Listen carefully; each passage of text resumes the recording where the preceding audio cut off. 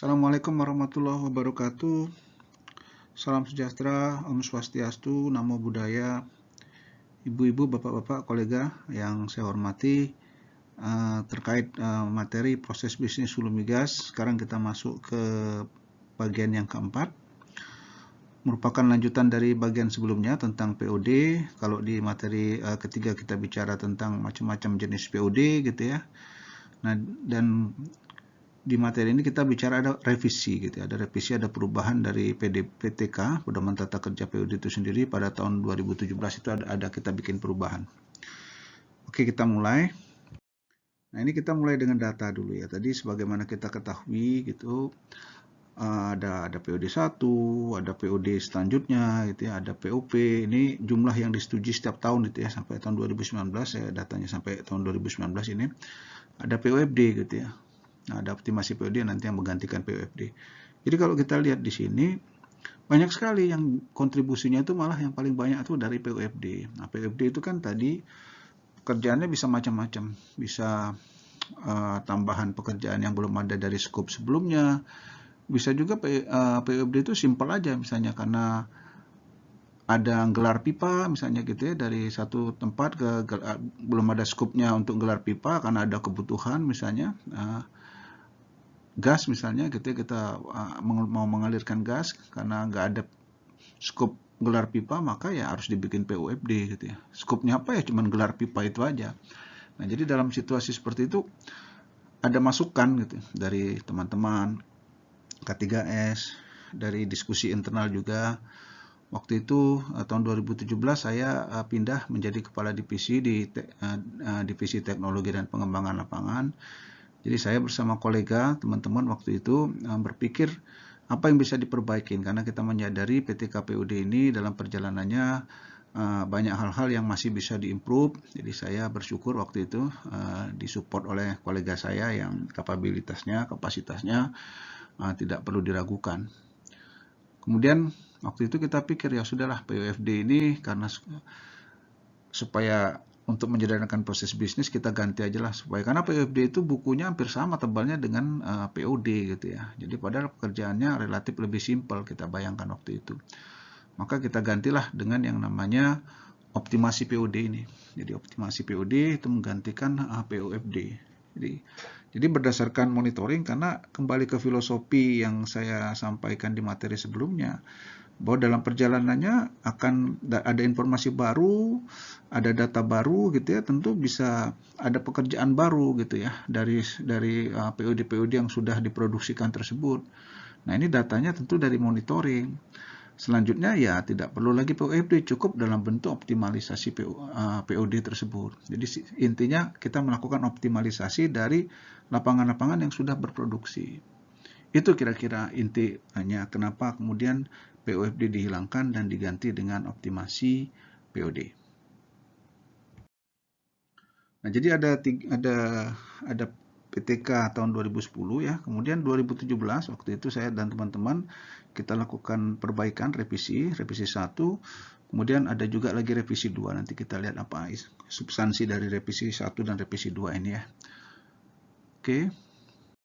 Nah, ini di revisi 1 itu salah satunya kita memperkenalkan optimasi pengembangan lapangan yang pada dasarnya itu menggantikan POFD ini gitu ya. Jadi optimasi pengembangan lapangan atau OPLL, optimasi pengembangan lapangan-lapangan. Jadi dari lapangan-lapangan yang sudah berproduksi tersebut, kemudian dari monitoring ditemukan bahwa ada potensi-potensi dari struktur tersebut yang dari skop yang ada tidak bisa diproduksikan. Jadi perlu sumur baru, misalnya perlu bangun fasilitas baru gitu ya, untuk merecover produksi yang tidak bisa di-drain dari existing POD mereka gitu.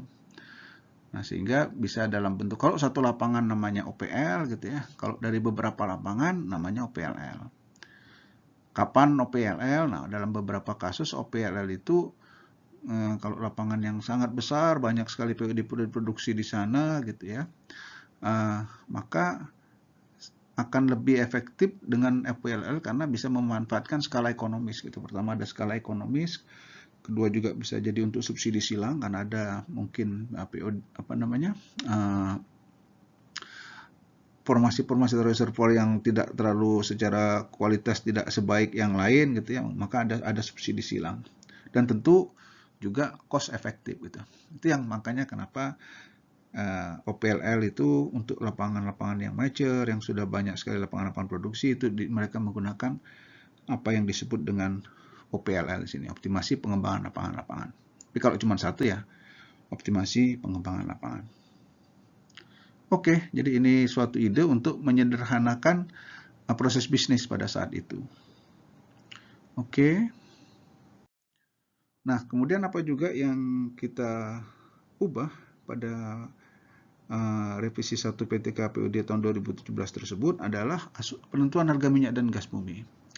Karena sebelumnya, nah ini karena berdasarkan pengalaman yang kita alami, maka kita terpikir untuk segera merevisi ini. Karena sebelumnya di PTK PUD 2010 itu asumsi harga minyak, ini harga minyaknya adalah melihat ke belakang gitu ya.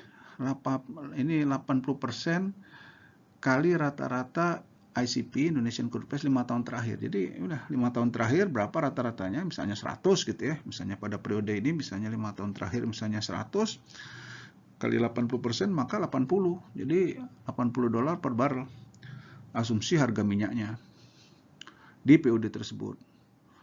Keuntungannya apa ya? Keuntungannya kita nggak perlu berdebat karena melihat ke belakang. Jadi ya sudah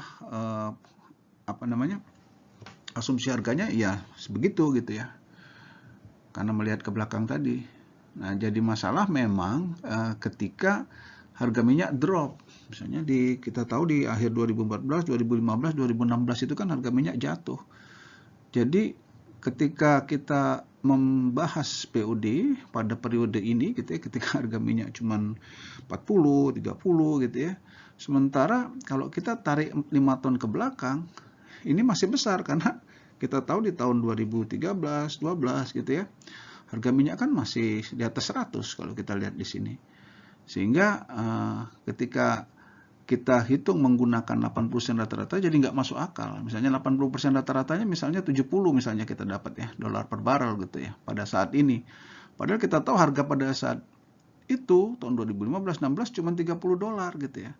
Jadi nggak masuk akal gitu ya pada saat itu loh, kok kita asumsi PUD di harga $70 sementara harga cuma 30. Jadi ada sesuatu yang strange gitu. Makanya kemudian kita keluarkan pada tahun 2017 itu ya sekalian revisi satu, maka kita ubah juga asumsi ini. Jadi kita nggak lagi melihat ke belakang, nggak ada yang tahu juga harga minyak gitu ya. Maka kita lihat ke depan, tidak lagi melihat ke belakang. Ini yang kemudian kita revisi. Apa bunyi revisinya? Kita bisa lihat di sini. Nah, ini di PTK 2010 ya tadi melihat ke belakang. Kita 5 tahun terakhir gitu. Kali 80%. Ya, saya juga nggak tahu ya 2010 itu kenapa seperti itu ya. Mungkin untuk simple pada saat itu mungkin oke gitu ya, lebih gampang, nggak berdebat kita karena melihat ke belakang. Tapi kemudian ketika terjadi dinamika yang tadi saya sebut, ya ini masalah. Maka kita pada saat itu kami ubah gitu loh. Oke, kita kenalkan di revisi 2017 asumsinya nggak lagi melihat ke belakang tapi kita melihat ke depan.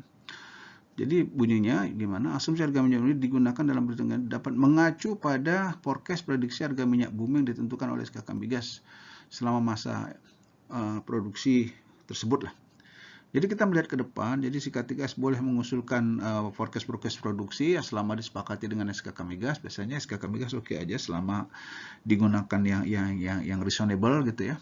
Karena kembali nggak ada yang tahu juga harga minyak ke depan seperti apa.